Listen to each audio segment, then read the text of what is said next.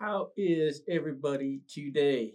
Pete here, Spawn Fly Fish, and yep, we're tying a fly, and I feel like I have given you guys fair warning that when I get on a kick, I will continue until I feel like I have completed whatever options there may have been in the fly pattern and all that good stuff. And so here we are again at the vise, and yes, I am going to tie another low fat and jig style, big bead, all that good stuff. But this is going to be in one of my favorite searching pattern color schemes, which is the Nightmare. So in the hook, we do have the Ahrex FW550, the FW550, and a size 2. For the bead, we're looking at a 7/32, which is a 5.5 millimeter slotted tungsten bead in white. And then I've got 8 wraps of 0.025 lead-free wire just to keep everything in place. And then we're going to get some thread started. And of course, got some 6/0 in black. So 140, 6/0, any of that would work. All right, so again, this is a pattern by Cheech from Fly Fish Food. If you've been watching, we've tried a couple versions of this now, and I gotta tell you, it's just a fun fly to tie.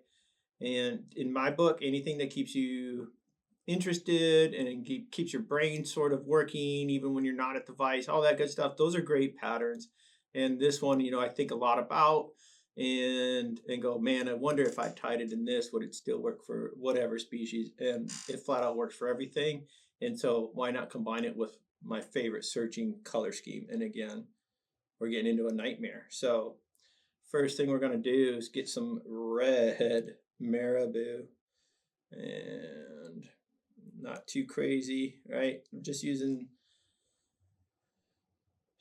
regular red Marabou. Doesn't have to be anything crazy, nothing special. And I did tear the tips here just because. So a little bit longer than the hook shank, not too much. And we'll transfer that to our off tying hand and get some wraps here. And then just going to tie that all the way back and cover up that thread wrap that I left myself as an indicator of where I wanted this tail to be. Before I get too far up here, I'm going to just trim out these butts. We'll line that up so that they end where the weighted wire wraps end, and where they meet, we'll just create a smooth underbody for the rest of this fly. Fantastic. So a lot of the premise of this low fat, of course, is keeping a translucent underbody, right, when it's swimming for a typical bait fish. Not the case when you're tying the Nightmare. So we can go ahead and be a little bit more bold and adventurous in some of our material choices. And so for the initial run of Chenille here, I've got some Estaz in black, whereas previously we used pearl. And any chenille would be great. It's just you don't want a big chenille on this back portion, right? It's just to offset that second chunk of marabou, give it a little body. And again, keep in mind that when you're doing that for the translucent effect, pearl is great. But as we're doing today, we are just tying for something we know will work, well, something I know will work. I don't know how many of you are fans of the Nightmare pattern. If you've not tied anything in a Nightmare color scheme, boy, I highly encourage and I even challenge you to do so, because flat out catches fish. All right, so now let's turn this sucker over, and it's time to come in with our second little section or bump of marabou. And for that, we are going to use black.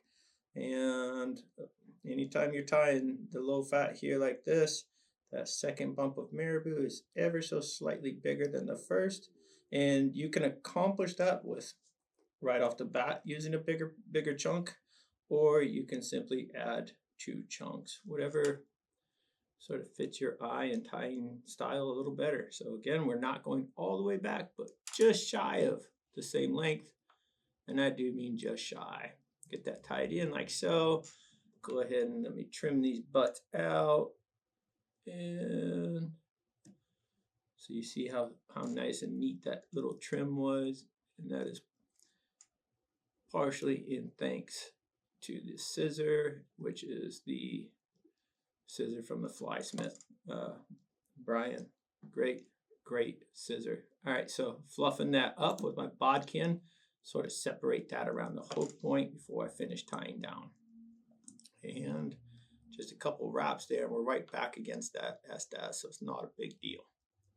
It's not like we have to go very far for that. I'll flip it back over, get those black marabou fibers coming under, and we're ready for our next element. And for that, I'm going with polar chenille in red. So the nightmare scheme is, you know, black in the back, red up front, and then some sort of white in the very front. And so with the white bead, we're getting that white portion, which is on a, like in the jig world, it's done with the jig head and all that. But there are so many different ways to tie a nightmare. Just keep in mind, like red, black, and white kind of gets it done. And I mean, you know, still water fishers know a little bit about red and black combos certain days, right? Well, that's the same in any fishery. It's not just still water and lakes. There are days where red and black is just on fire. So keep that in mind. All right, trying to get a cleaner tie off here. There we go. And get some of this polar chenille tied down. All right. There we go. Get all these fibers pulled back and get my thread in front. And let's trim out that polar chenille. All right. So at this point, hopefully you guys have watched me tie this or watched Cheech over at Fly Fish Food. A bunch of people have tied this fly. And you know that we're pretty much close to done at this point already. And we just need to get our head tied in. And that head, of course, is a veiled Chenille's laser dub, which provides a lot of water push. And so typically this fly is tied without weight. And when you do it without weight, you know, when you strip that fly, of course, the materials are going to saturate and pull down, and it sinks just a little bit. It's not going to go to the bottom. But when you pull that fly in the strip, man, that head does push water. And that's very key. So on the bottom side here, I've got some red Chenille's laser dub. Let me just get a couple wraps here, and I'm just going to check and make sure that this red is riding up to the midway point on each side of the hook shank. And then if it is, we're going to go ahead and tie this down securely. Now see that wrap right there, how much gap there was between where the thread was and the front of the bead. I talked about this a little bit in the last video. The success for tying veiled heads especially is making sure that thread is pushed up all the way against the bead. And just trim this little flash fiber out. So when you veil that back, if your thread isn't against the front there, there'll be a gap here between the material and the bead. You don't want that gap. It doesn't look very nice. So do due diligence here and just take your time on that part. Make sure that thread is getting butted up right against that bead. And if you're tying this weightless, well, it's a same concept. Wherever that front wrap is, has to match top and bottom. So keep that in mind. All right, so now we're coming onto the top side of our fly with black Chenille's laser dub.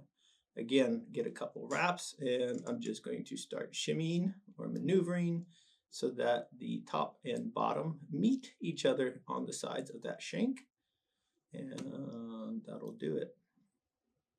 Not crazy at all. So this pattern, you know, like a lot of patterns out there, it might seem a little daunting to you at first, but once you just slow down a little bit, take a look at the steps. It's really nothing that you haven't done before. All of this stuff you can do, believe me. Just might be in a different sequence than you've seen it or done previously. So don't be afraid. What do they say? Don't be scared, be prepared. And that means get all the materials you need here at Spawn Fly Fish. We will help eliminate the fear from your fly tying and fly fishing. All right, let's see what we've got going here so far. I like it. I really like it.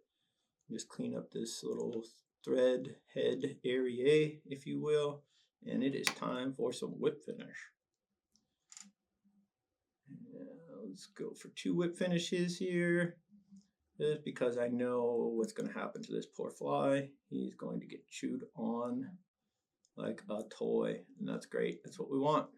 All right, There's our whip finishes. And now for the eyes, you know, this of course lends itself to subjectivity, but I do have some silver black 3D eyes, and that's what I'm going to use. And these are 6mm.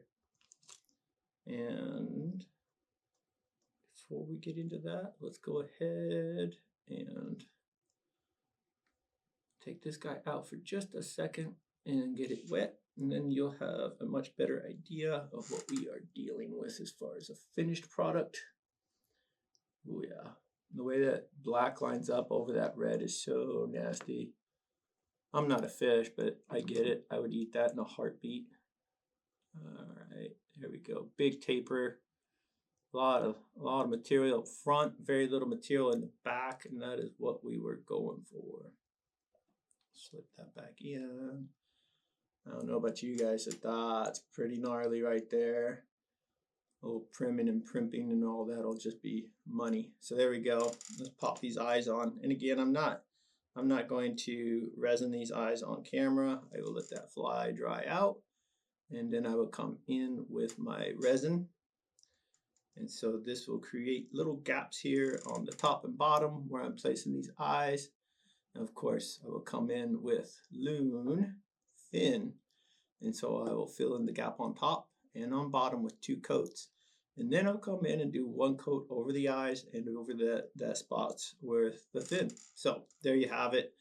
The Low Fat Minnow from Cheech from Fly Fish Food.